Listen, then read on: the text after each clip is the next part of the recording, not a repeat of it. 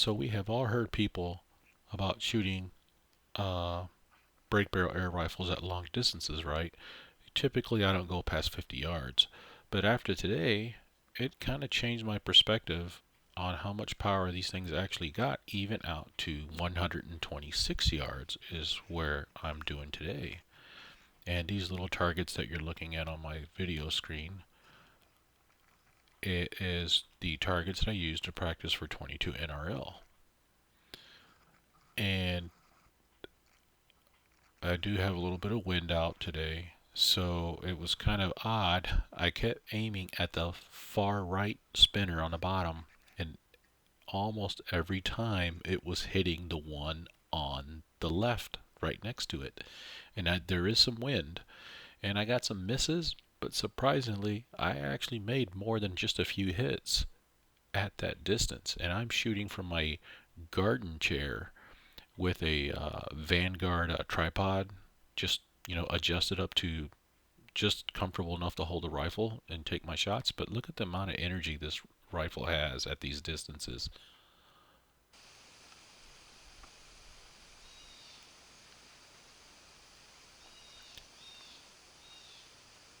So even at 126 yards, according to the calculator, right, these pellets still have 17 foot-pounds of energy. Now, that's a big difference in having a 20 foot-pound gun. Now, I know some of you guys who own a GAMO Swarm Magnum, that thing puts out at least 26 foot-pounds of energy. I used to have one, but I decided to sell it, and I opted for the lower power this Gen 2 bone collector, only because it has the Mach 1 piston in it, and it's kind of like a happy medium between the GAMO Swarm and the GAMO Magnum, and it is very easy to shoot, as you'll see here just shortly. As I start hitting these targets, it's not hitting it very hard, but it was hitting it hard enough where when the pellet struck the spinners, it was literally flattening the pellet. It was like a pancake. So you would think that's that distance, 17 foot-pounds is quite a bit, right? Here we go.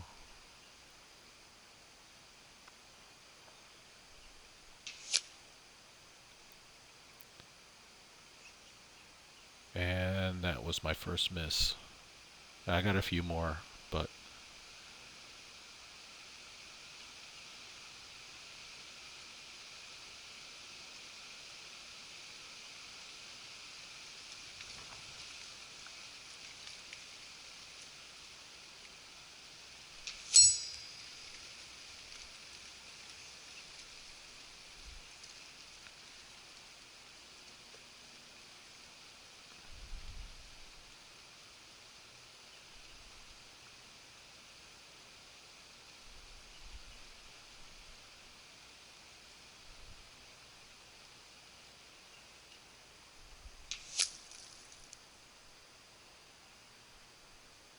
that was another miss.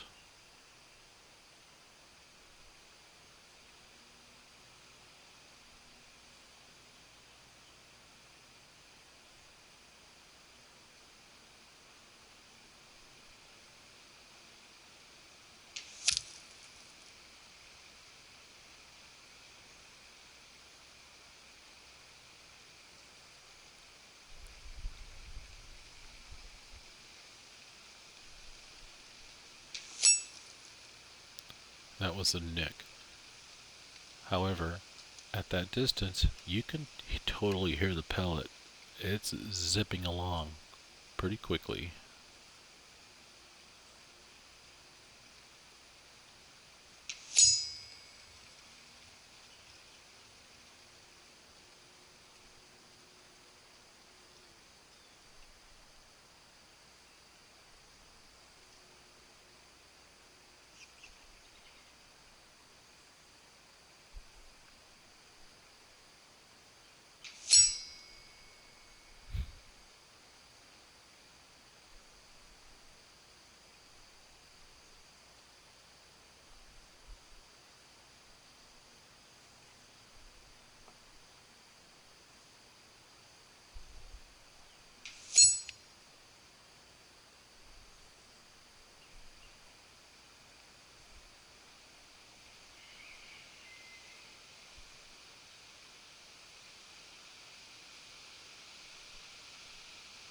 Now you can hear the wind picking up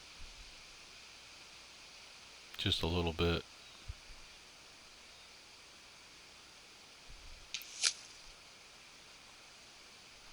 And the breeze was coming from the right side of your screen, moving it to the left.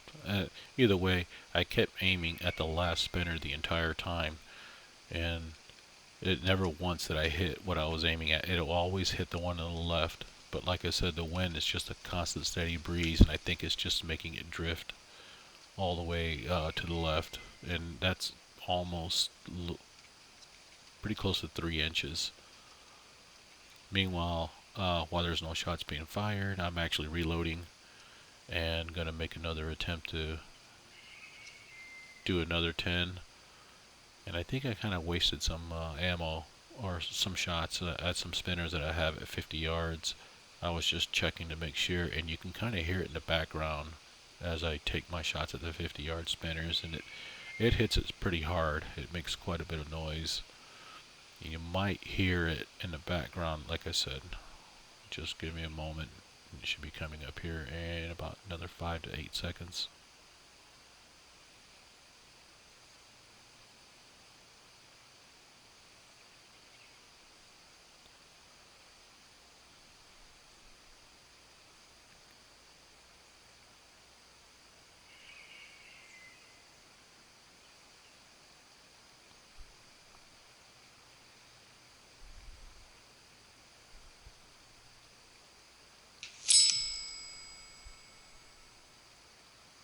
No, I was wrong. I was actually aiming back at here at these spinners.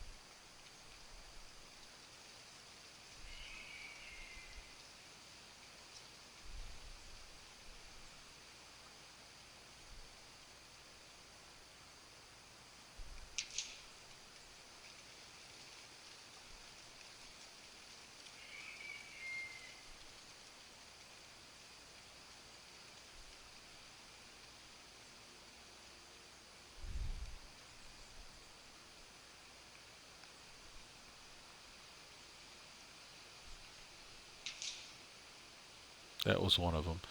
So that's the one that I actually aimed at 50 yards. It's a lot closer. It's not even on the camera, but you can hear it in the background where I struck the spinner.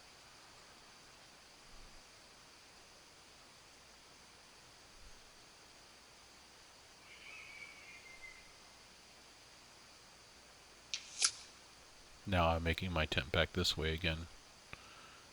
But you can totally hear it. I mean, it's like zipping along, even at that distance. It's very surprising.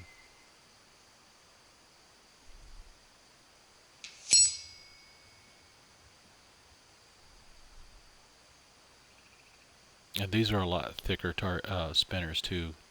Like I said, these were meant for are like for 22 caliber. They're a lot heavier duty steel. It's not like the ones that you would buy at Walmart. They're like half the thickness.